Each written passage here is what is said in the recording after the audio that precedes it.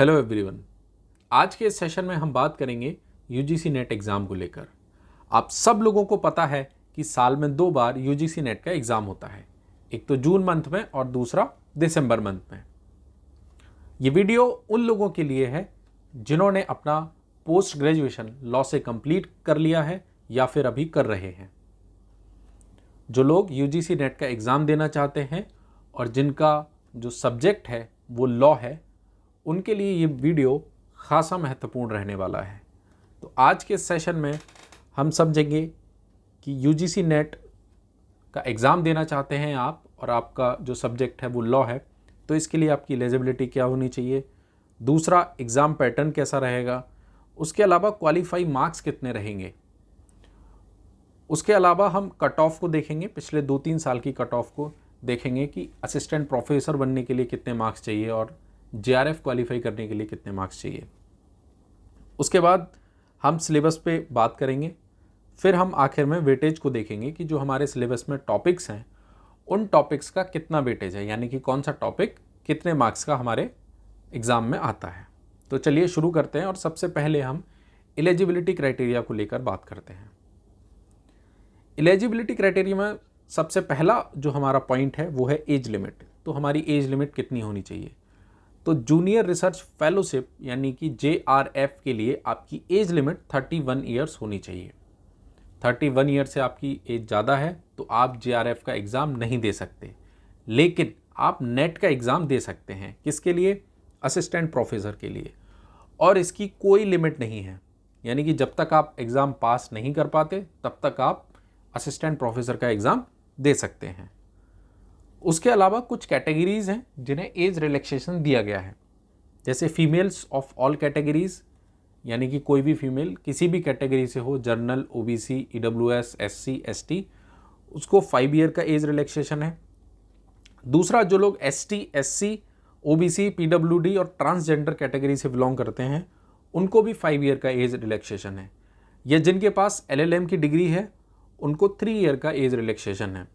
उसके अलावा जो कैंडिडेट आर्म फोर्सेस से आते हैं उनके लिए भी 5 ईयर का एज रिलैक्सेशन दिया हुआ है। ये तो सब में कॉमन ही रहता है, नेशनलिटी यानी कि आप इंडियन सिटीजन होने चाहिए। उसके बाद सबसे इंपॉर्टेंट बात करते हैं एजुकेशन क्वालिफिकेशंस की। तो अगर आपने अपना मास्टर्स कंप्लीट कर लिया है, यानी कि अपना एलएलएम आपने कंप्लीट कर लिया है, तो आप एलिजिबल हैं यूजीसी नेट का एग्ज़ाम देने के लिए। अब सवाल आता है कि क्या वो लोग अपना एग्ज़ाम दे सकते हैं जिन्होंने अभी हाल फिलहाल में ही 1 ईयर या 2 ईयर एलएलएम प्रोग्राम में इनरोलमेंट कराया है, या अभी उनका फर्स्ट सेमेस्टर हुआ है, या वो अभी एलएलएम में पढ़ रहे हैं? तो जी हाँ, बिल्कुल दे सकते हैं। आपका एलएलएम कोर्स में इनरोलमेंट बड़ा ज़रूरी है।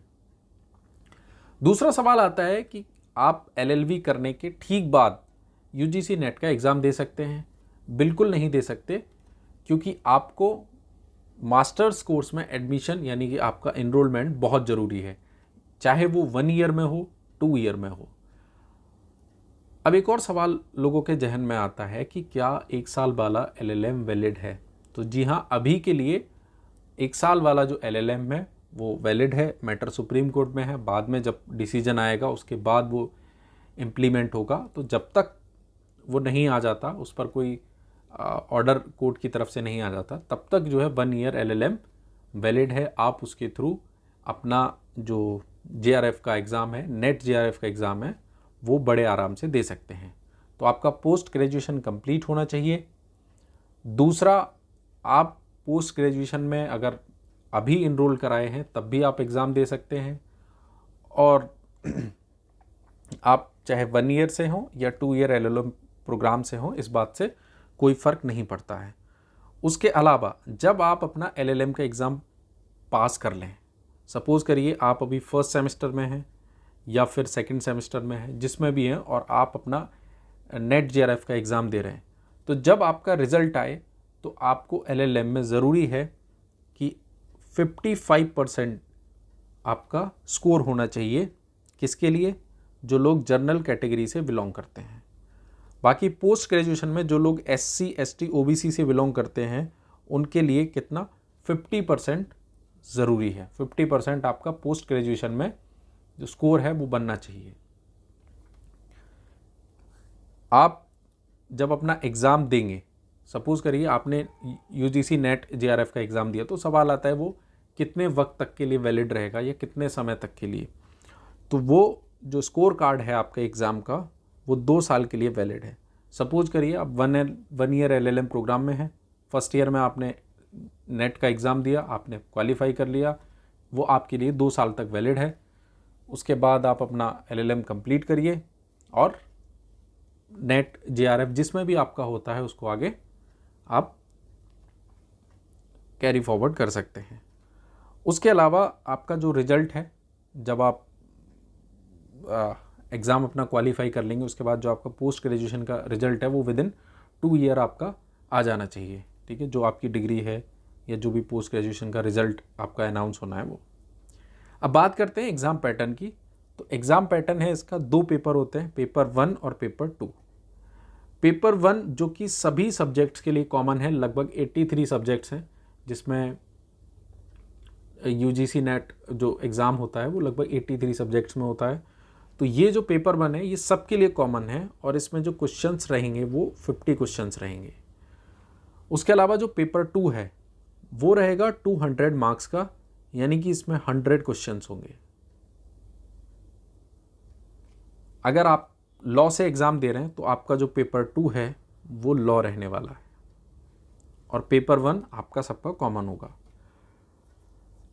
अब ये जो आपका पेपर 1 और पेपर 2 है, इसमें जितने भी क्वेश्चंस होंगे वो आपके कितने मार्क्स के होंगे? 2 मार्क्स के होंगे। उसके अलावा अगर आप किसी क्वेश्चन का आंसर नहीं देते हैं तो आपको उसका कोई मार्क्स नहीं दिए जाएंगे। उसके अलावा इसमें नेगेटिव मार्किंग का कोई प्रोविज़न नहीं है। आप जितने मर्जी चाहें उतने सवाल अटेम्प्ट कर सकते हैं, गलत होने पर आपका कोई नंबर नहीं काटा जाएगा। गलत होने पर आपके सही सवालों पर कोई फ़र्क नहीं पड़ने वाला।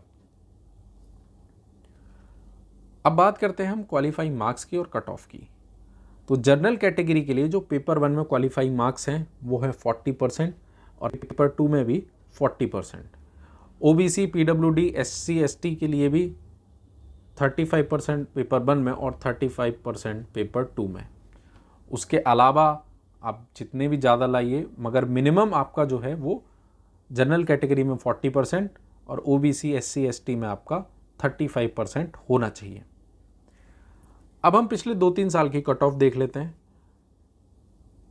अगर हम बात करें 2020 और 21 की, यहाँ जो एपी लिखा हुआ है इसका मतलब है असिस्टेंट प्रोफेसर और जेआरएफ का मतलब जूनियर रिसर्च फेलोशिप। तो 2020-21 की बात करें तो जनरल कैटेगरी या अनरिजर्व कैटेगरी में जो असिस्टेंट पब्लिक असिस्टेंट प्रोफेसर की जो कट ऑफ थी वो 180 मार्क्स थी और जेआरएफ की जो कट ऑफ थी वो 204 मार्क्स थी जनरल कैटेगरी के लिए। ईडब्ल्यूएस की बात करें तो 166 थी और जेआरएफ के लिए 192। ओबीसी में 162 थी असिस्टेंट प्रोफेसर के लिए और 188 थी जेआरएफ के लिए। एससी की बात करें तो 154 थी असिस्टेंट प्रोफेसर के लिए और 176 थी जेआरएफ के लिए। एसटी की बात करें तो 146 थी असिस्टेंट प्रोफेसर के लिए और 174 थी जेआरएफ के लिए। 2022 की बात करें हम तो जनरल कैटेगरी में 202 थी असिस्टेंट प्रोफेसर के लिए और जेआरएफ के लिए थी 224। ईडब्ल्यूएस के लिए 182 थी और जेआरएफ के लिए 210 थी। उसके अलावा ओबीसी की असिस्टेंट प्रोफेसर के लिए 180 और जेआरएफ के लिए 206। एससी की 168 असिस्टेंट प्रोफेसर के लिए, जेआरएफ के लिए 190। एसटी की 160 थी असिस्टेंट प्रोफेसर के लिए और 182 थी जेआरएफ के लिए। अगर रिसेंटली जो जून में एग्ज़ाम हुआ 2023 में नेट जेआरएफ का, अगर उसकी बात करें तो असिस्टेंट प्रोफेसर के लिए जनरल कैटेगरी में 184 मार्क्स, असिस्टेंट प्रोफेसर के लिए जेआरएफ के लिए 204। 168 आपको चाहिए थे ईडब्ल्यूएस में असिस्टेंट प्रोफेसर के लिए और 194 जेआरएफ में। ओबीसी की बात करें तो असिस्टेंट प्रोफेसर के लिए 170 मार्क्स और जेआरएफ की बात करें तो 192 मार्क्स। एससी के लिए 160 मार्क्स थी असिस्टेंट प्रोफेसर के लिए, जेआरएफ के लिए 184 मार्क्स और एसटी में जो असिस्टेंट प्रोफेसर के लिए मार्क्स चाहिए थे आपको वो 150 कट ऑफ थी और 178 थी जेआरएफ के लिए। तो ये 2020-21 और 20-21-22 और 23 की ये जो कट ऑफ है, इससे आप समझ सकते हैं, इससे आप कैलकुलेट कर सकते हैं कि कितना आपको क्वेश्चंस करने हैं, कितने क्वेश्चंस आपको सही होने चाहिए और कितनी मेहनत आपको इस एग्ज़ाम को पास करने के लिए करनी है। मॉडरेट लेवल का एग्ज़ाम होता है, आप थोड़ी सी मेहनत करेंगे, थोड़ी सी तल्लीनता से पढ़ाई करेंगे तो ज़रूर आप पास कर लेंगे। अब बात करते हैं सबसे इम्पॉर्टेंट पार्ट सिलेबस की। सिलेबस के लिए हम पेपर 1 की बात करते हैं जो सबके लिए कॉमन है। आप चाहे किसी भी सब्जेक्ट से एग्ज़ाम दीजिए, आपके लिए पेपर 1 यही रहने वाला है।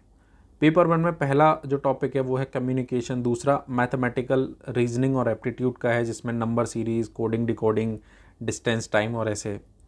फिर लॉजिकल रीजनिंग एक टॉपिक रहेगा, इन्फ्रेंस वगैरह और इनवेरिएबल रिलेशन, ये आपको देखने मिलेंगे। चौथा टॉपिक है इसमें डाटा इंटरप्रिटेशन का। पांचवा है इंफॉर्मेशन एंड कम्युनिकेशन टेक्नोलॉजी। छठा टॉपिक है हायर एजुकेशन सिस्टम। सातवां टॉपिक है आपका पीपल डेवलपमेंट एंड एनवायरनमेंट। आठवां है टीचिंग एप्टीट्यूड। उसके अलावा ये उसमें सब टॉपिक्स दिए गए हैं, रिसर्च एप्टीट्यूड और कॉम्प्रिहेंशन। ये जो है आपके 10 मेन टॉपिक हैं पेपर 1 में। इनको आप प्रिपेयर कर लीजिए, बेसिक आपको इनकी नॉलेज होनी चाहिए, थोड़ा थोड़ा पता होगा तो आप आराम से इसको पास कर लेंगे।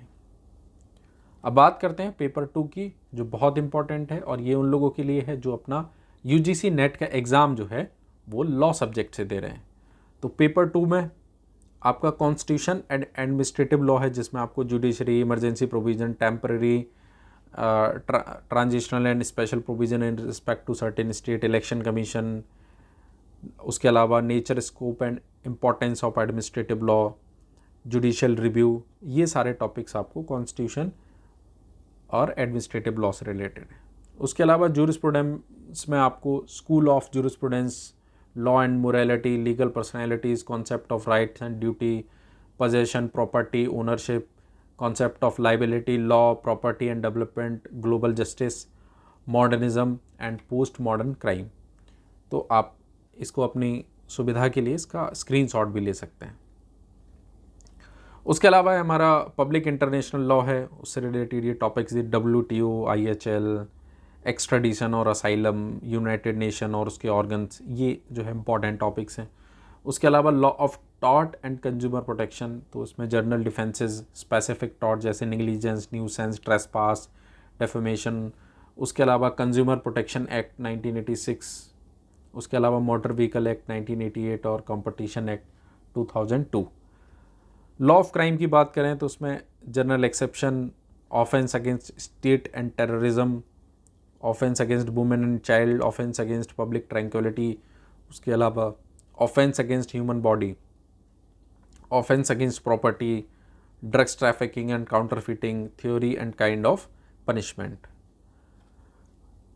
उसके बाद जो हमारे सिलेबस का पेपर, जो लॉ का सिलेबस है, उसमें अगला जो टॉपिक है वो है कंपैरेटिव पब्लिक लॉ और सिस्टम ऑफ गवर्नेंस, जिसमें मॉडल्स ऑफ फेडरलिज्म यानी कि US, कनाडा और इंडिया के बीच का comparison, rule of law, separation of power, India में क्या है, UK में क्या है, US में क्या है, उसके बारे में, अमेंडमेंट ऑफ कॉन्स्टिट्यूशन यानी कि इंडिया में कैसे होता है, US में क्या है, साउथ अफ्रीका में क्या है, ओम्बुड्समैन यानी कि स्वीडन में क्या है, उसका UK में क्या है और इंडिया में क्या है। तो इन सब का आपको एक कंपैरिजन देखना है, कंपैरेटिव स्टडी करनी है, ठीक है।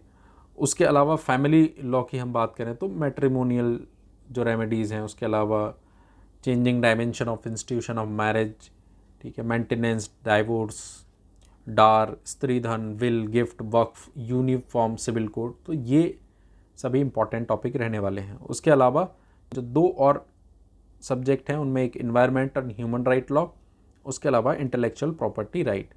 तो ये 2 और इम्पॉर्टेंट सब्जेक्ट्स हैं जो हमारे एग्ज़ाम में पूछे जाते हैं। अगर हम वेटेज की बात करें कि किस टॉपिक से कितना ज़्यादा वेटेज रहेगा ताकि हमें अपनी जो प्रिपरेशन है उसको करने में आसानी हो, तो वो भी एक बार देख लेते हैं। अगर हम पेपर 1 की बात करें, ये हमारा पेपर 1 के लिए है और ये हमारा पेपर 2 के लिए है। सबसे पहले पेपर 1 की बात करते हैं।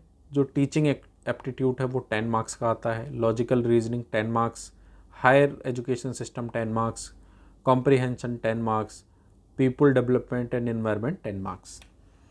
उसके अलावा पब्लिक इंटरनेशनल लॉ, अगर पेपर 2 की हम बात करें तो पब्लिक इंटरनेशनल लॉ 30 मार्क्स का, law of tort and consumer protection 30 marks, intellectual property right 30 marks, comparative public law and system of governance ये भी 30 marks, environment and human right law ये 30 मार्क्स, क्राइम एंड ज्यूरिसडिक्शन ये भी 30 marks.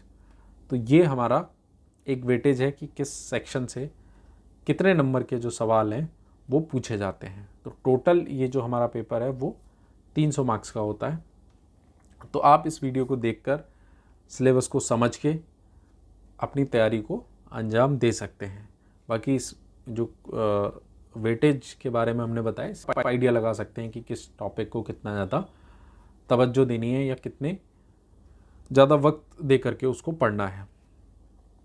बाकी अगर इसके बाद भी आपकी कोई क्वेरी है तो आप हमें कमेंट में लिख सकते हैं। आई होप आप सब लोगों को ये सारी चीज़ें क्लियर हुई होंगी।